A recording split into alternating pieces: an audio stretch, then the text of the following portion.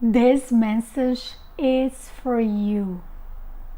When the Lord restores your lucky, everything will be unlighted.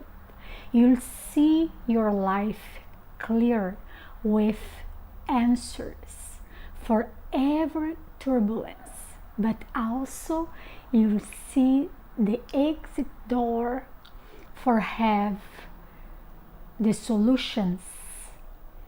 Psalm 126.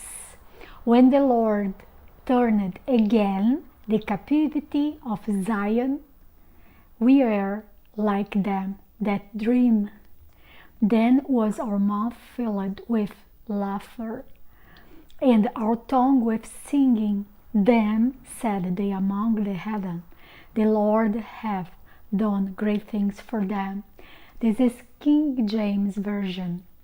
So remember, the Lord is your side. What you must do is see possibilities, learn the lessons, then find your way out of scarcity. Understand that it's a bless to live in poverty, to have enough food, safe place to live, protect your family, teach them Jesus Christ lessons, and that's it.